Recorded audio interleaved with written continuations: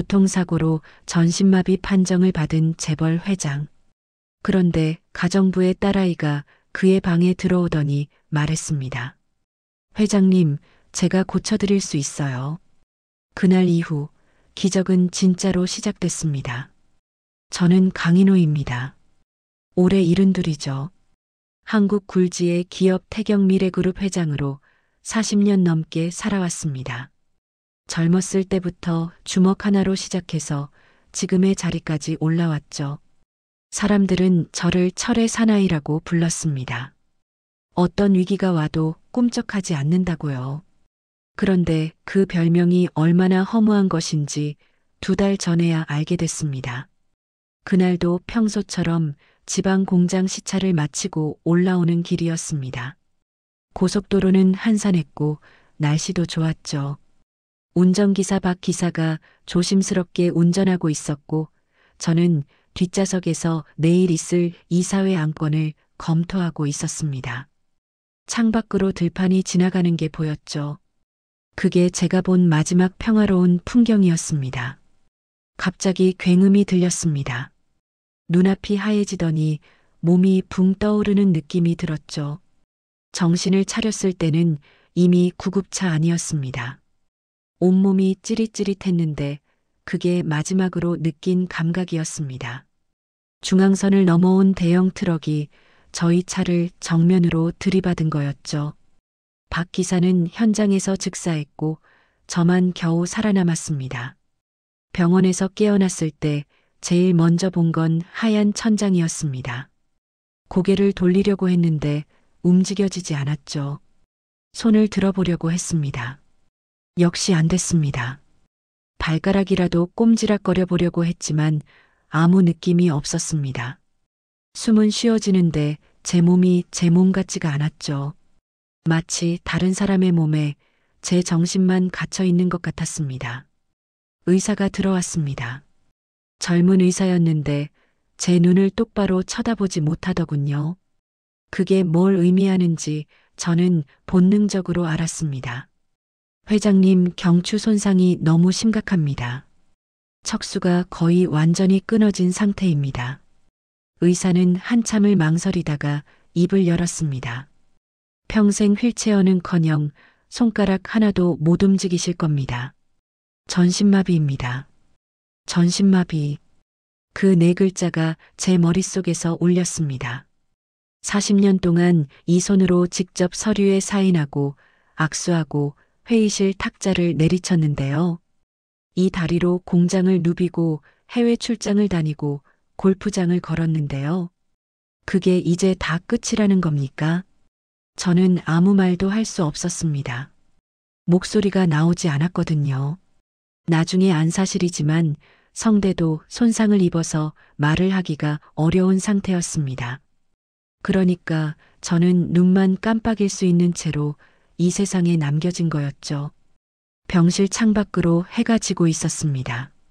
붉은 노을이 하늘을 물들이고 있었는데 저는 고개조차 돌릴 수가 없어서 천장만 바라봐야 했습니다. 그 순간 깨달았죠. 아, 나는 이제 살아있는 시체가 됐구나. 숨만 붙어 있는 송장이 됐구나. 평생 강철 같은 의지로 살아왔습니다. 어떤 위기도 이겨냈고 어떤 적도 굴복시켰죠. 그런데 이건 달랐습니다. 싸울 수조차 없었거든요. 적이 제 몸 안에 있는데 그 몸을 움직일 수가 없으니 어떻게 싸웁니까? 손가락 하나 움직이지 못하는 몸으로 40년을 쌓아 올린 모든 것이 무슨 의미가 있겠습니까? 그날 밤 저는 처음으로 신에게 빌었습니다. 제발 그냥 데려가 달라고요. 이렇게 사느니 차라리 죽는 게 낫다고요. 하지만 신은 제 기도를 듣지 않았습니다. 아니, 어쩌면 다른 방식으로 응답한 건지도 모르겠습니다. 그때는 몰랐지만요. VIP 병실은 넓고 깨끗했습니다. 최신식 의료 장비가 가득했고 간호사들이 24시간 교대로 저를 돌봤죠. 그런데 그게 다 무슨 소용입니까? 제가 원하는 건 이 화려한 병실이 아니라 제 손가락을 움직이는 것이었는데요. 제 입으로 말을 하는 것이었는데요. 며칠이 지났습니다. 병문안 온다는 사람들이 줄을 섰다더군요. 임원들, 거래처 사람들, 정치인들까지. 그런데 저는 면회를 거부했습니다. 이 꼴을 보여주기 싫었거든요. 평생 당당하게 살았는데 마지막에 이런 모습을 보여줄 순 없었습니다. 하지만 가족들은 막을 수가 없었죠. 그리고 바로 그 가족들 때문에 저는 더 깊은 절망에 빠지게 됐습니다. 사고 소식을 듣고 가족들이 병원으로 달려왔습니다. 아들 인수, 딸 인정, 며느리 수진, 사위 태호.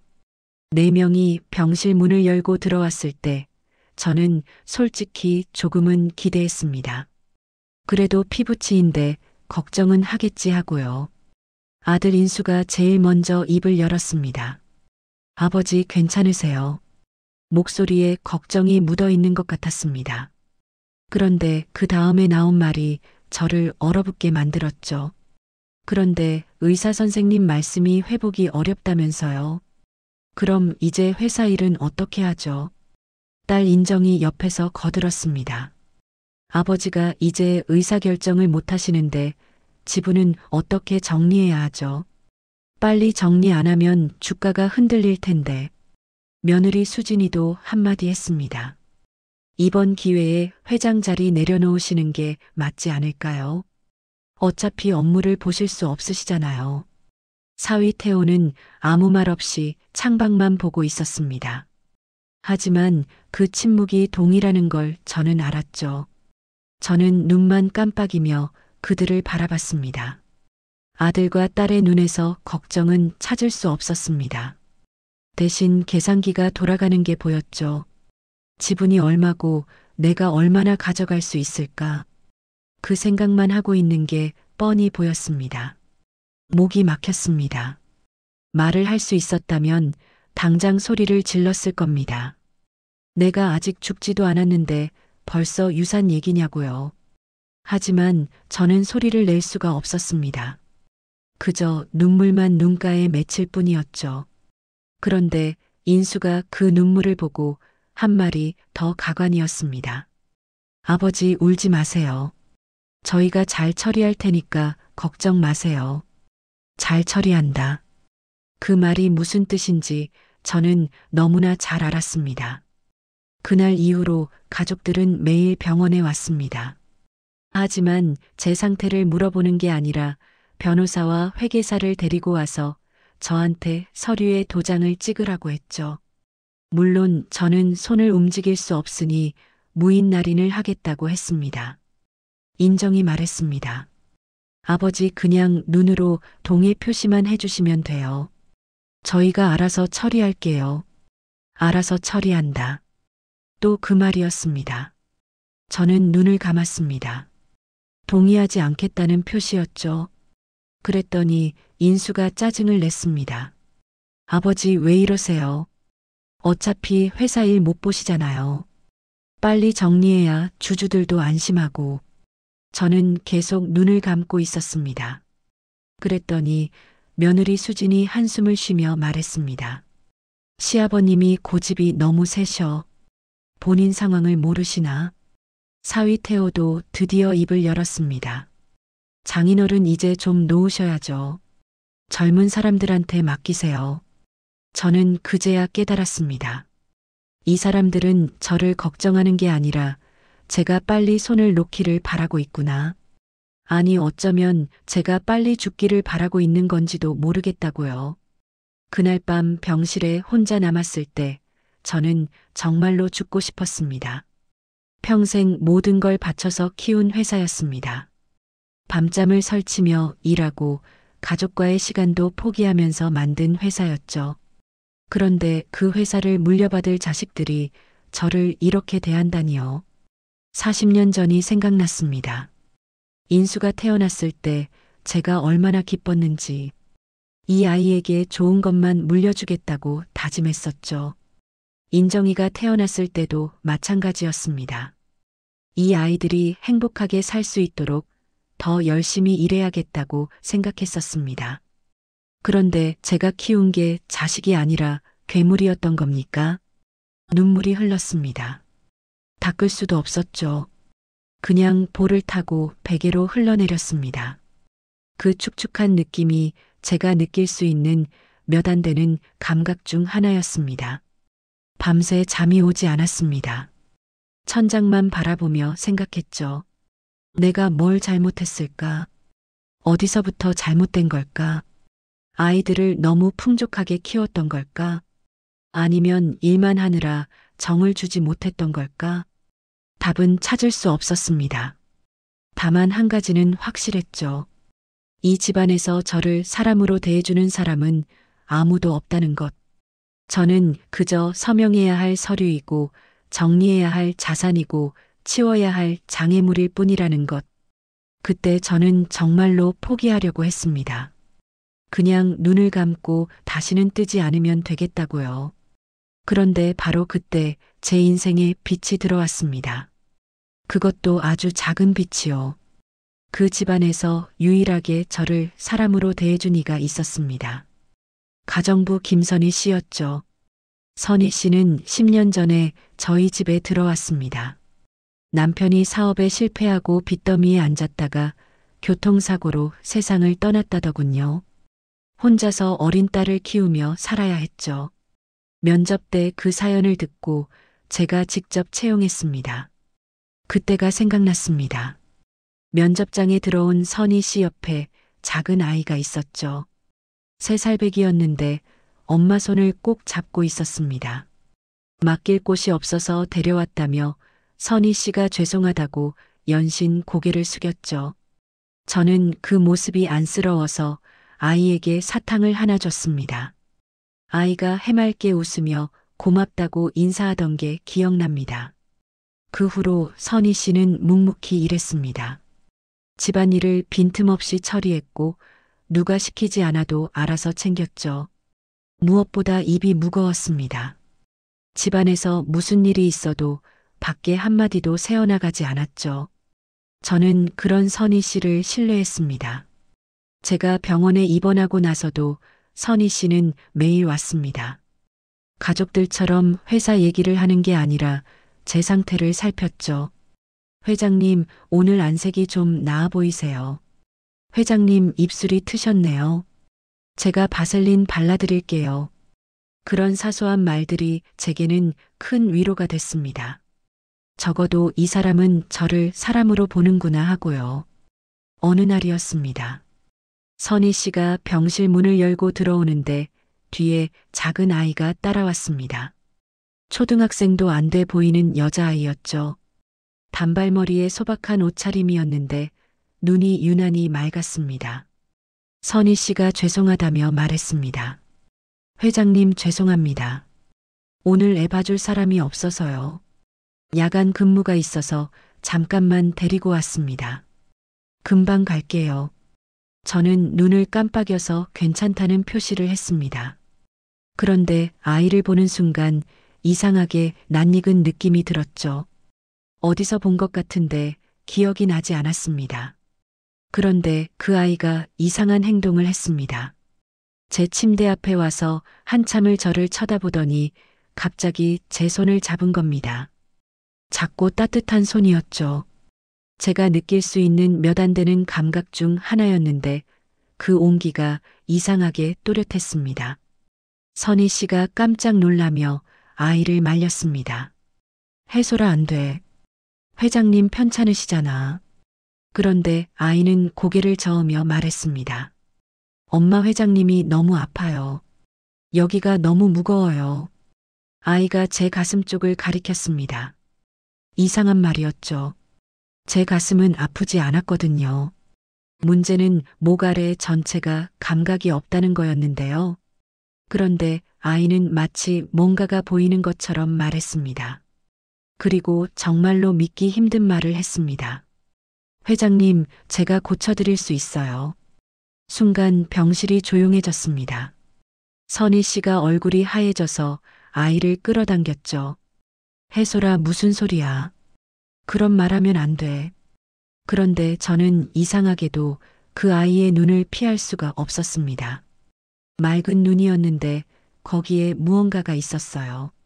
거짓말하는 아이의 눈이 아니었습니다. 뭔가를 정말로 보고 있는 사람의 눈이었죠. 선희 씨가 연신 사과하며 아이를 데리고 나가려 했습니다. 그런데 그 순간 저는 생각했죠. 저 아이 손을 잡았을 때 분명히 뭔가를 느꼈다고요. 감각이 없어야 하는 곳에서 온기를 느꼈습니다. 그게 그냥 착각이었을까요? 그날 밤 저는 오랜만에 조금 잠이 들었습니다. 꿈을 꿨는데 그 꿈에서 저는 걷고 있었습니다. 두 다리로 멀쩡하게 걷고 있었죠. 옆에는 그 아이가 있었습니다. 해솔이라고 했던가요? 아이가 제 손을 잡고 웃으며 말했습니다. 회장님, 이제 괜찮아요. 잠에서 깼을 때 눈가가 젖어 있었습니다. 꿈이라는 걸 알면서도 아쉬웠죠. 그리고 생각했습니다. 저 아이를 다시 보고 싶다고요. 며칠 후 선희 씨가 다시 아이를 데리고 왔습니다. 이번에도 봐줄 사람이 없어서 어쩔 수 없이 데려왔다며 미안해했죠. 저는 눈으로 괜찮다는 표시를 했습니다. 해솔이가 제 침대가로 다가왔습니다. 이번에도 제 손을 잡더니 말했습니다. 회장님, 오늘도 많이 아프시네요. 제가 도와드릴게요. 선희 씨가 또 말리려고 했지만 저는 눈을 크게 떠서 괜찮다는 신호를 보냈습니다. 솔직히 기대한 건 아니었어요. 그냥 이 아이의 따뜻한 손이 좋았을 뿐이죠. 가족들의 차가운 시선 속에서 유일하게 느끼는 인간적인 온기였으니까요. 그런데 그날 밤 이상한 일이 일어났습니다. 해솔이가 제 손을 잡고 있을 때였습니다.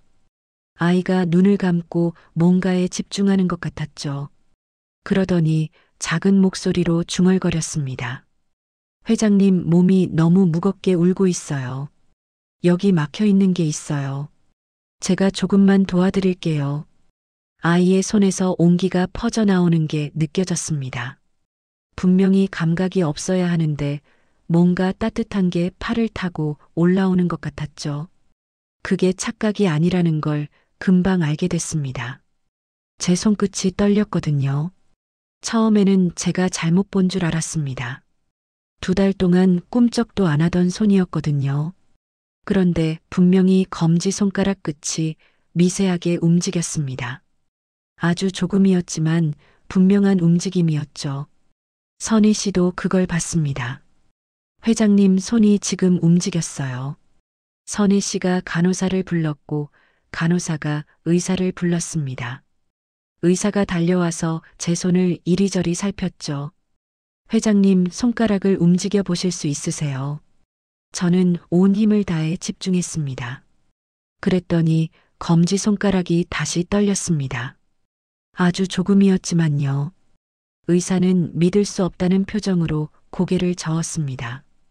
이런 경우는 처음 봅니다. 경추 손상 정도로 봐서는 불가능한 회복인데요. 그날 밤 저는 뜬 눈으로 밤을 새웠습니다. 손가락이 움직였다는 사실이 믿기지 않았거든요. 혹시 착각이 아닐까 해서 계속 시도해 봤죠. 그랬더니 정말로 검지 손가락이 미세하게 움직였습니다. 중지도 조금 반응을 보였고요. 다음 날 해솔이가 또 왔습니다. 이번에는 선희 씨가 일부러 데리고 온 것 같았죠. 회장님, 오늘도 도와드릴게요. 해솔이가 제 손을 잡았습니다. 그리고 어제처럼 눈을 감고 집중했죠.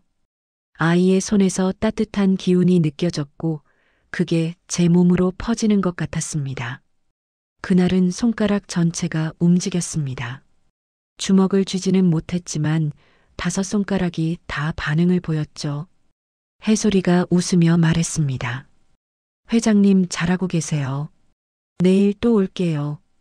그날 이후 해솔이는 매일 방과 후에 제 병실로 왔습니다. 학교 끝나면 바로 온다며 씩씩하게 들어왔죠. 그리고 제 손을 잡고 1시간 정도 있다가 갔습니다. 신기한 일이었습니다. 해솔이가 오는 날은 꼭 몸 어딘가가 반응을 보였거든요.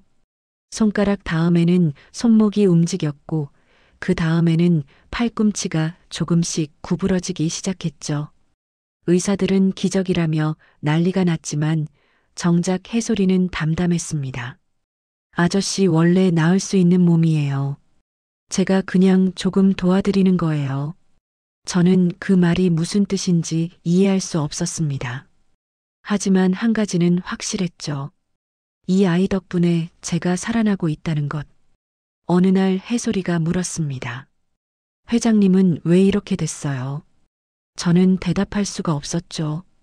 아직 목소리가 안 나왔으니까요. 그런데 해솔이가 제 눈을 보더니 말했습니다. 회장님 마음도 많이 아팠구나. 그래서 몸이 더 안 나았던 거예요. 순간 눈물이 났습니다. 이 아이가 어떻게 그걸 아는 거죠? 가족들에게 버림받은 느낌, 살아있는 게 의미가 없다고 느꼈던 것. 그걸 이 어린아이가 알고 있었던 겁니다. 해솔이가 제 손을 꼭 잡으며 말했습니다. 회장님, 저는 회장님이 나았으면 좋겠어요. 그러니까 힘내세요. 네. 그 작은 목소리가 제 마음 깊은 곳을 울렸습니다.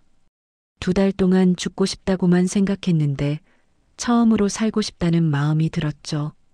이 아이를 위해서라도 다시 일어나야겠다고요. 그날부터 저는 정말로 살기로 마음먹었습니다. 제 상태가 눈에 띄게 좋아지자 병원이 발칵 뒤집어졌습니다. 의사들이 매일 회의를 했고 병원장까지 직접 찾아왔죠. 강 회장님, 어떻게 이런 회복이 가능한 겁니까? 솔직히 의학적으로 설명이 안 됩니다. 저는 대답하지 않았습니다. 해솔이 얘기를 할 수가 없었거든요. 만약 이 사실이 알려지면 무슨 일이 벌어질지 뻔했으니까요. 그런데 저는 알고 싶었습니다. 이 아이가 대체 누구인지, 어떻게 이런 능력을 가지게 된 건지. 어느 날 밤 선희 씨를 불렀습니다. 그때는 이미 목소리가 조금씩 나오기 시작할 때였죠. 선희 씨, 해솔이 얘기 좀 해주세요. 선희 씨의 얼굴이 굳었습니다. 한참을 망설이더니 결국 입을 열었죠. 회장님, 사실 해솔이는 태어날 때부터 조금 특별했습니다. 선희 씨가 들려준 이야기는 정말 놀라웠습니다. 해솔이는 미숙아로 태어났다고 했습니다. 너무 일찍 나와서 인큐베이터에서 한 달을 있었죠. 의사들은 살기 어렵다고 했는데 기적적으로 살아났다더군요. 그런데 그 후부터 이상한 일이 생기기 시작했습니다. 해솔이가 만지면 아픈 곳이 나아진다는 거였죠. 처음에는 우연이라고 생각했대요. 그런데 계속 같은 일이 반복되니까 동네에서 소문이 났다고 합니다. 선희 씨가 눈물을 흘리며 말했습니다. 회장님, 그래서 제가 일부러 말하지 않았습니다. 사람들이 알면 애를 가만 안 둘 것 같아서요. 혹시 어디 끌려갈까봐 무서웠습니다. 연구소나 이상한 데서 데려가면 어쩌나 싶어서요. 저는 이해했습니다.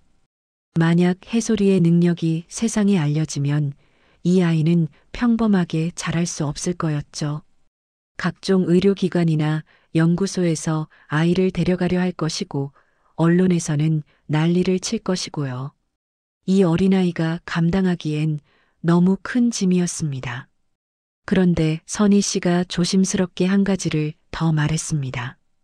회장님, 사실 해솔이가 회장님을 꼭 돕겠다고 한 이유가 있습니다. 제가 물었죠.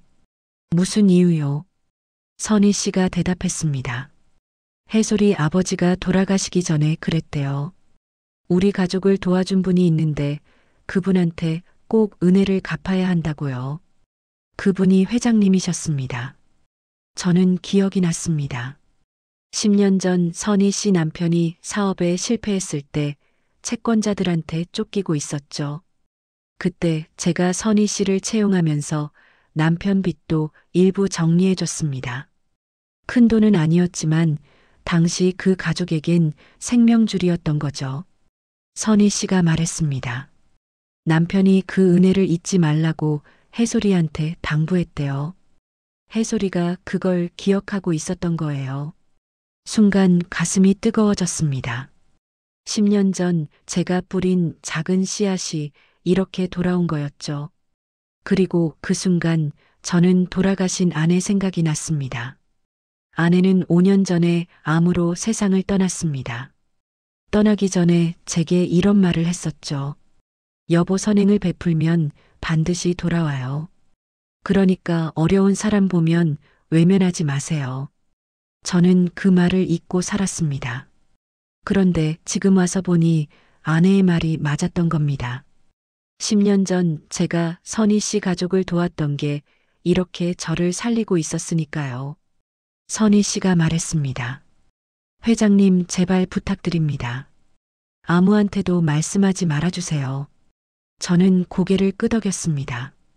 걱정 마세요. 제가 해솔이를 지켜줄 겁니다.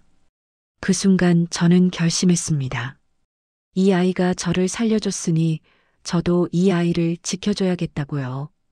제가 가진 모든 힘과 재력을 동원해서라도. 그런데 문제가 생겼습니다.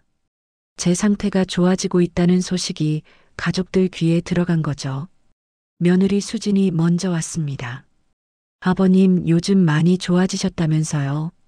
정말 다행이에요. 목소리는 다정했지만 눈은 웃고 있지 않았습니다. 무언가를 캐내려는 눈이었죠. 그런데 들으니까 매일 가정부 딸이 온다면서요. 그게 무슨 일이에요? 저는 아무 말도 하지 않았습니다. 그랬더니 수진이 다그쳤죠. 아버님, 설마 그 애한테 뭔가 주시려는 건 아니죠? 회사 지분이나 재산 같은 거요. 그 말을 듣는 순간 저는 확신했습니다. 이 사람들은 절대로 변하지 않는다고요. 저의 회복을 기뻐하는 게 아니라 혹시 재산이 새어나갈까봐 전전긍긍하고 있는 거였죠. 그날 밤 저는 생각했습니다. 이 아이를 어떻게 지켜줘야 할까? 가족들의 눈이 해솔이에게 향하고 있는데 어떻게 해야 할까?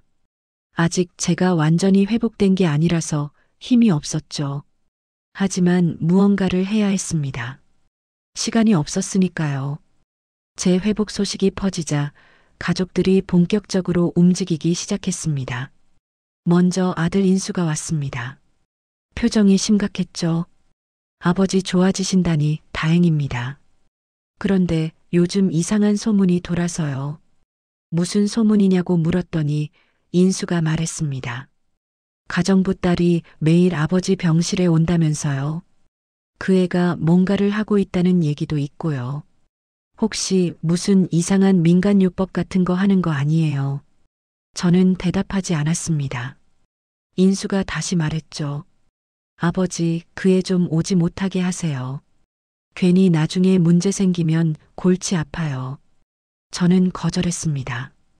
해솔이는 내 은인이다. 그 애한테 손대지 마라. 인수의 얼굴이 굳었습니다. 그리고 한마디를 남기고 나갔죠. 아버지, 제정신이세요. 그 후로 며느리 수진이와 딸 인정이가 번갈아 왔습니다. 다들 같은 얘기였죠. 그 애가 뭘 안다고요? 혹시 사이비 아니에요? 아버지, 이상한 사람한테 속으시면 안 돼요. 가정부 딸한테 뭔가 주시려는 거 아니죠? 저는 다 무시했습니다. 그런데 어느 날 문제가 터졌죠. 해솔이가 제 병실에서 나가려는데 며느리 수진이가 막아선 겁니다. 너 뭐야? 매일매일 왜 와? 뭘 노리는 거야? 해솔이가 무서워서 뒤로 물러섰습니다. 저 그냥 회장님 도와드리려고요. 수진이가 소리쳤습니다. 도와. 내가 뭘 안다고 도와. 애가 뭘 알아. 꺼져. 그리고 수진이가 해솔이 팔을 잡아 흔들었습니다. 아이가 아파서 울음을 터뜨렸죠. 그 순간 저는 온몸에 힘을 줬습니다. 2달 동안 움직이지 않던 몸이었지만 분노가 폭발하니까 뭔가가 터지는 것 같았죠. 그만해. 제 입에서 목소리가 터져 나왔습니다. 2달간 제대로 된 말 한마디 못했는데 그 순간 또렷한 목소리가 나온 겁니다. 수진이가 깜짝 놀라서 저를 봤습니다. 저는 침대에서 상체를 조금 일으켰죠. 팔에 힘을 주니까 몸이 반응을 했습니다. 저는 분명하게 말했습니다.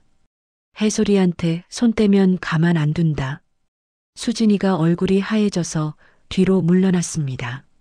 아버님 지금 뭐? 저는 다시 말했죠. 나가라. 수진이가 도망치듯 나갔습니다. 그날 해솔이가 울면서 말했습니다. 회장님 죄송해요. 저 때문에 식구들이랑 싸우시면 안 되는데. 저는 해솔이 손을 잡았습니다. 내 손으로 직접 아이 손을 잡은 건 그날이 처음이었죠. 해솔아, 내가 미안해할 거 하나도 없다. 내가 나를 살렸어. 내가 너를 지켜줄게. 해솔이가 울음을 그치고 고개를 끄덕였습니다. 그날 밤 저는 결심했습니다.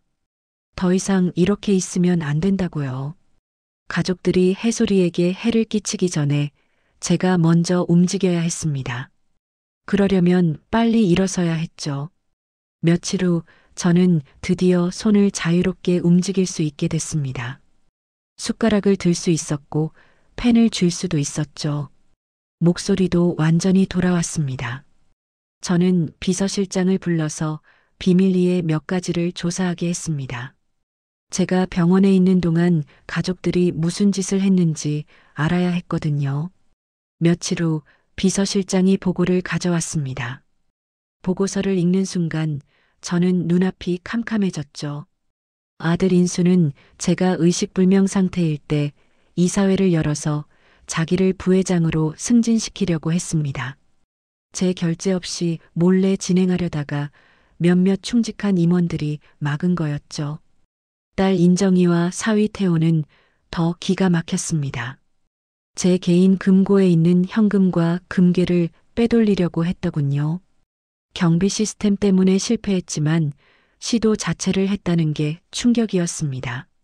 며느리 수진이는 제 명의 부동산 몇 개를 자기 이름으로 돌리려고 위조 서류까지 만들었습니다. 다행히 등기소에서 걸러졌지만요. 보고서를 다 읽고 나서 저는 한참을 말을 잇지 못했습니다. 제가 죽기를 바란 정도가 아니었습니다. 죽기 전에 뜯어먹으려고 했던 겁니다. 저는 결심했습니다. 이제 끝내야 한다고요. 가족들을 불렀습니다. 아들 인수, 딸 인정, 며느리 수진, 사위 태호. 4명이 병실에 들어왔을 때 그들의 얼굴에는 긴장이 역력했죠. 저는 침대에 앉은 채로 말했습니다. 내가 없는 사이 너희가 무슨 짓을 했는지 다 알고 있다. 인수가 말했습니다. 아버지 무슨 말씀이세요? 저는 보고서를 던졌습니다. 인수 너는 이사회를 조작해서 내 자리를 빼앗으려 했지. 인정이 태호 너희는 내 금고를 털려고 했고 수진이 넌 내 부동산을 위조 서류로 가로채려 했어. 4명 모두 얼굴이 하얘졌습니다. 인정이가 더듬거리며 말했습니다. 아버지 오해예요. 저희가 그럴 리가요. 저는 웃었습니다. 웃음이 나왔거든요. 너무 기가 막혀서요. 오해. 증거가 다 있는데 오해라고. 너희가 저지른 것들 전부 형사 고발할 수 있어. 횡령 미수에 문서 위조에 배임까지. 감옥 가도 할 말 없는 거 알지. 수진이가 무릎을 꿇었습니다. 아버님 제발이요. 제가 잘못했습니다. 한 번만 봐주세요. 인수도 고개를 숙였죠. 아버지 저희가 욕심이 과했습니다. 다시는 안 그러겠습니다. 저는 그들을 내려다봤습니다. 한때는 제가 가장 아끼던 사람들이었죠. 그런데 지금은 그냥 낯선 사람들이었습니다. 저는 말했습니다. 고발은 안 하겠다. 대신 조건이 있다. 4명 모두 고개를 들었습니다. 첫째 인수는 부회장 자리에서 물러나라. 회사 일에서 완전히 손 떼. 둘째 인정이와 태호는 내가 준 아파트에서 나가라. 내 돈으로 산 거니까 돌려받겠다. 셋째 수진이 넌 이혼해라. 인수랑 같이 살 자격이 없다. 병실이 난리가 났습니다. 인수가 소리쳤죠. 아버지 그게 무슨 말씀이세요? 저는 20년 동안 회사를 위해 일했는데요. 저는 대꾸하지 않았습니다. 인정이도 울면서 말했습니다. 아버지, 저는 어디서 살아요? 그 집 아니면 갈 데가 없는데요. 저는 차갑게 대답했죠. 그건 내가 알아서 해라. 나도 너희한테 갈 데가 없었다. 이 병실에서 수진이가 매달렸습니다. 아버님, 이혼은 안 됩니다. 아이들도 있는데 어떡해요? 저는 말했습니다. 아이들은 내가 책임진다. 너는 나가라. 그리고 저는 마지막으로 말했습니다. 싫으면 고발당해라. 선택해. 4명 모두 아무 말도 못했습니다. 며칠 후 서류가 다 처리됐습니다. 인수는 부회장에서 해임됐고 회사 지분도 최소한만 남기고 환수했습니다. 인정이와 태호는 아파트에서 쫓겨났고 따로 살 집을 구해야 했죠. 수진이는 이혼 서류에 도장을 찍었습니다. 가족들은 제게 몇 번이나 사정했습니다. 한 번만 봐달라고요. 하지만 저는 들어주지 않았습니다. 그들이 저한테 한 짓을 생각하면 이 정도는 약한 거였죠. 그런데 이게 끝이 아니었습니다. 인수와 인정이가 뭉쳐서 저를 고소했거든요. 정신 이상을 이유로 후견인 심판을 청구한 겁니다. 아버지가 가정부 딸한테 속아서 정상적인 판단을 못한다는 거였죠. 법정 싸움이 시작됐습니다. 법정에 서는 날이 왔습니다. 저는 휠체어를 타고 법원에 들어갔죠. 인수와 인정이가 변호사와 함께 앉아 있었습니다. 그들의 눈에는 승리를 확신하는 빛이 있었죠. 인수 측 변호사가 먼저 말했습니다. 피청구인 강인호 씨는 현재 정신적으로 온전하지 못한 상태입니다. 가정부의 어린 딸에게 현혹되어 비정상적인 재산 처분을 하고 있습니다. 정신감정을 요청합니다. 판사가 저를 봤습니다. 피청구인 의견 있으십니까? 저는 천천히 일어섰습니다. 법정이 술렁였습니다. 휠체어에 앉아있던 제가 스스로 일어선 거였거든요. 저는 말했습니다. 재판장님, 저는 2달 전 전신마비 판정을 받았습니다. 평생 손가락 하나 못 움직인다고 했죠. 그런데 지금 저는 서 있습니다. 그리고 저는 걸었습니다. 휠체어에서 벗어나 법정 한가운데를 걸어갔죠. 한 발 한 발 또렷하게. 저는 말했습니다. 제가 미쳤습니까? 아니면 기적을 경험한 겁니까? 인수와 인정이의 얼굴이 일그러졌습니다. 저는 계속 말했죠. 제 자식들은 제가 병원에 있는 동안 저를 걱정하지 않았습니다. 대신 제 재산을 빼돌리려 했습니다. 여기 증거가 있습니다. 저는 변호사에게 서류를 건네게 했습니다.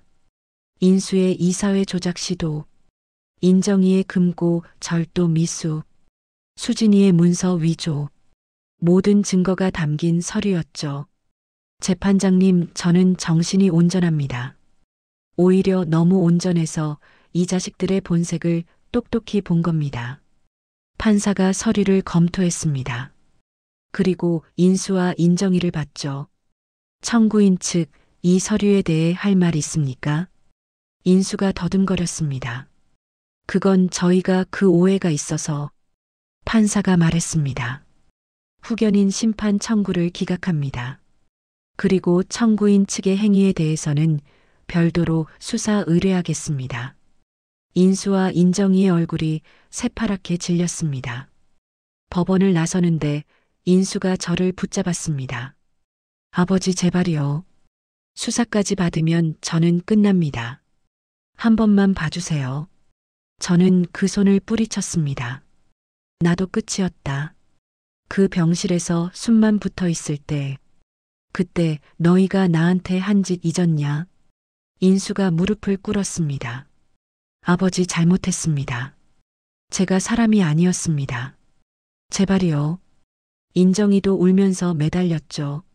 아버지, 저희가 탐욕에 눈이 멀었어요. 다시는 안 그럴게요. 용서해 주세요. 저는 그들을 내려다봤습니다. 한때는 품에 안고 키웠던 아이들이었죠. 첫 걸음마를 뗄 때 기뻐하고 학교에 들어갈 때 뿌듯해했던.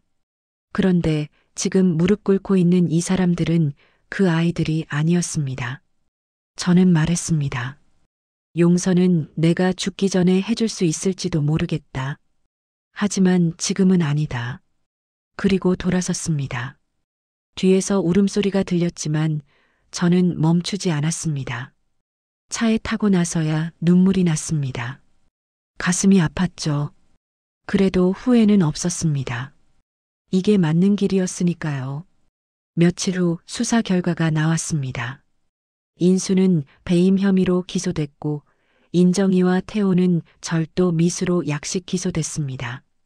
수진이는 문서 위조로 벌금형을 받았죠. 재벌가 자녀들의 추태가 언론에 대서특필됐습니다. 그들은 사회적으로 완전히 매장당했죠. 그리고 저는 새로운 유언장을 완성했습니다. 가정부 김선희 씨에게는 평생 주거를 보장하고 매달 생활비를 지원하기로 했습니다. 제 소유 아파트 중 가장 좋은 곳을 증여했죠. 해솔이에게는 제 개인 재산의 상당 부분을 신탁으로 만들어줬습니다. 아이가 성인이 될 때까지 학비와 생활비를 대주고 성인이 되면 목돈을 받을 수 있게 했죠. 회사 지분은 전문 경영인 체제로 전환하고 사회공헌재단을 만들어서 어려운 사람들을 돕는 데 쓰기로 했습니다. 선희 씨가 눈물을 흘리며 말했습니다. 회장님, 저희가 어떻게 이런 은혜를 갚습니까? 저는 웃으며 대답했죠. 이미 갚았어요. 해솔이가 저를 살렸잖아요. 그날 저녁 해솔이가 마지막으로 제 병실에 왔습니다. 아이가 웃으며 말했죠. 회장님, 이제 다 됐어요. 이제 스스로 일어나실 수 있을 거예요. 저는 해솔이를 바라봤습니다. 이 작은 아이가 지난 2달간 제게 해준 것들이 떠올랐죠. 매일 학교 끝나고 달려와서 제 손을 잡아주고 힘내라고 말해주고 그 작은 손이 저를 여기까지 데려온 겁니다. 저는 침대에서 내려왔습니다. 그리고 해솔이 앞에서 2발로 섰죠. 해솔아, 고맙다. 정말 고맙다. 해솔이가 올려다보며 말했습니다. 회장님, 이제 아프지 마세요. 네, 약속할게. 저는 해솔이를 꼭 안았습니다. 그 작은 몸에서 따뜻한 온기가 전해졌죠. 창밖으로 해가 지고 있었습니다. 붉은 노을이 하늘을 물들이고 있었는데 이번에는 고개를 돌려서 볼 수 있었습니다. 아름다웠죠.